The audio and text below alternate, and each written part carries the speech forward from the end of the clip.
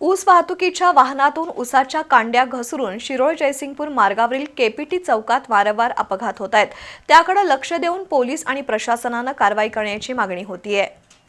शिरोळ जयसिंगपूर मार्गावर केपीटी चौक परिसरात ऊस वाहतूक करणाऱ्या ट्रॅक्टर ट्रॉलीतून रस्त्यावर सुमारे 1 टनाहून अधिक ऊसाच्या कांड्या पडल्या आहेत। या कांड्यांमुळे वाहनं घसरून गंभीर अपघात घडलेत। रस्त्यावर अचानक पडलेल्या ऊसाच्या कांड्यांमुळे अनेक दुचाकीस्वार घसरून पडलेत। सुदैवाने या अपघातात जीवितहानी झाली नाही, मात्र अनेक जण जखमी झालेत। स्थानिक रहिवाशांनी आणि वाहनधारकांनी याबाबत संतप्त प्रतिक्रिया व्यक्त करत प्रशासन आणि संबंधित अधिकाऱ्यांकडून कठोर कारवाईची मागणी केली आहे।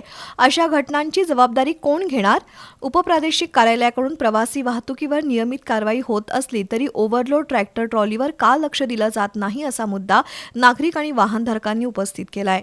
ऊसाची अनाठाई बेवाहतूक करणारे व हे कांडे मशीन ट्रॉलीवरून येणारे ओव्हरलोड करून त्याच्याच कांड्या रस्त्यावर पडलेल्या असतात आणि त्या रस्त्यावरल्या कांड्या पडलेल्या असतात। रस जाऊन त्याच्यावर मोटरसायकली स्लिप होऊन पडायला लागलेत।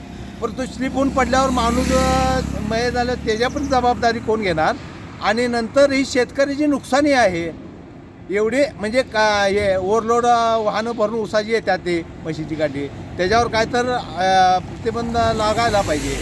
दरम्यान या घटनेमुळे फक्त वाहनधारकच नाही तर शेतकऱ्यांनाही आर्थिक तोटा सहन करावा लागतोय।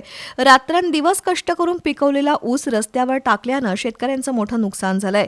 स्थानिक पोलीस आणि प्रशासनानं अपघातानंतर त्वरित रस्त्यावरून ऊसाच्या कांड्या साफ करण्याची मागणी केली आहे।